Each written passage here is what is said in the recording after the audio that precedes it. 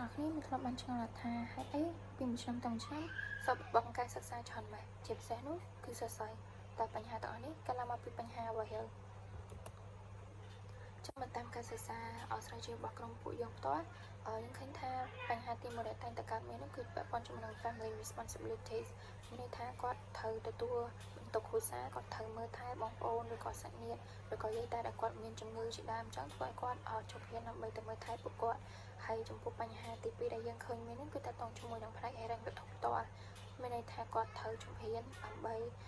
ទៅធ្វើការរកប្រាក់ចំណូលដើម្បីយកមកផ្គត់ផ្គង់គ្រួសាររបស់គាត់ចំពោះបញ្ហាទី3ដែលយើងឃើញមាននោះគឺការរៀបការលឿនពេកមានន័យថាចាស់ឬក៏ឪពុកម្ដាយហ្នឹងគាត់បង្ខំឲ្យកូនគាត់បញ្ញាប់ទៅរៀបការហើយគាត់គិតថាការសិក្សាហ្នឹងវាអត់មានអីជាសំខាន់សម្រាប់មនុស្សស្រីព្រោះថាមុននឹងខ້ອຍគឺកូនស្រីរបស់គាត់ហ្នឹងគង់តែរៀបការទៅបម្រើខាងប្តីតែអញ្ចឹងការសិក្សាហ្នឹងគឺវាអត់សំខាន់ទេចំពោះបញ្ហាទី4ដែលយើងឃើញកើតមានហ្នឹងគឺតកតងជាមួយនឹង lack of support មានន័យថាសិស្សស្រីភាគច្រើនគឺគាត់អត់សូវទទួលបានជាការគ្រប់គ្រងឬក៏ផ្ដល់ជា resource ដូច support អញ្ចឹងធ្វើឲ្យគាត់មានអារម្មណ៍ថាគាត់អត់មាន motivation នៅក្នុងការបន្តការសិក្សាបន្តទៀតទេហើយនេះគឺជា problem validation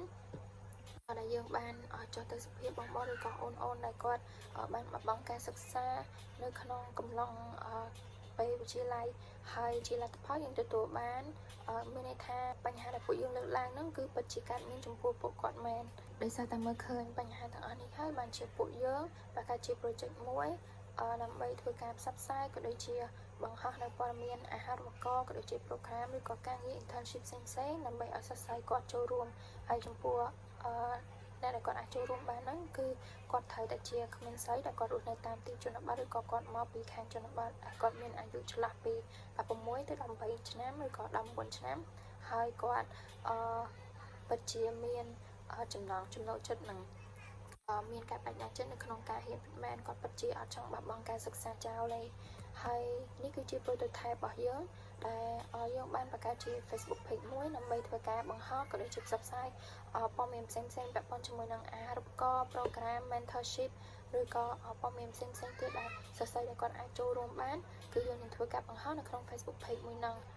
ហើយចំពោះគុណតម្លៃនៃការបង្កើត project របស់ពួកយើងហ្នឹងទីមួយគឺតកតងជាមួយនឹងការ raise awareness មានន័យថាយើងនឹងព្យាយាមបំផុសព័ត៌មានពាក់ព័ន្ធជាមួយនឹងគុណវិបត្តិនៃការបាត់បង់ការសិក្សារបស់មនុស្សស្រីហើយយើងនឹងព្យាយាមលើកទឹកចិត្តឲ្យគាត់ធ្វើការបន្តការសិក្សាហើយពាក់ព័ន្ធជាមួយនឹងចក្ខុទី2ហ្នឹងគឺតកតងជាមួយនឹង teacher and mentor support មានន័យថាយើងនឹងបង្កើតជា program យើងអាចឲ្យគាត់engage ជាមួយនឹងគ្រូឬក៏ mentor ផ្សេងៗដើម្បីឲ្យគាត់អាចធ្វើការប្រឹក្សាអាចនិយាយជាមួយឬក៏ចែករំលែកពីផលលំបាករបស់គាត់បានហើយតកតងជាមួយនឹងចំណុចចុងក្រោយហ្នឹងគឺតកតងជាមួយនឹង community initiative មានន័យថាគាត់អាចចូលរួមធ្វើការនៅក្នុងសង្គមគាត់អាចស្គាល់គេហើយគាត់អាចទទួលបានការងារនៅក្នុងសង្គមក៏ដូចជាសិក្សាពីមនុស្សជុំវិញខ្លួនរបស់គាត់បានបន្ថែមទៀតហើយនេះគឺជា existing solutions របស់យើងដែលបើសិនជាយើងមើលឃើញនៅតាម organization ឬក៏តាមក្រសួងអប់រំយើងផ្ទាល់ហ្នឹងគឺគាត់បានគ្រាន់តែផ្ដល់ជាដូចថា scholarship information ឬក៏ internship opportunity ឯប៉ុន្តែសម្រាប់ចំណុចផ្សេងៗទៀតគឺពួកគាត់អត់បានផ្ដល់ឲ្យដូចជា mentorship program ហើយនិង community engagement ដែលចំពោះ project របស់ពួកយើងគឺពួកយើងនឹងព្យាយាមផ្ដល់មិនថា mentorship program មិនថា work opportunity ក៏ដូចជា community engagement ផ្សេងៗហើយនេះគឺជា partnership ដែលយើងអាចនឹងថា reach out ទៅគាត់ដើម្បីសុំជំនួយតាក់ទងជាមួយនឹងព័ត៌មាននៃអាហារូបករណ៍ពាក់ព័ន្ធជាមួយនឹងការផ្សព្វផ្សាយក៏ដូចជាថវិកាផ្សេងៗហើយនេះគឺជា scalability ឬក៏ growth ដែលពួកយើងដែលជាគម្រោងរបស់ពួកយើងបន្ទាប់ពីបង្កើត project នឹងហើយអញ្ចឹងនេះគឺជា team របស់ពួកយើង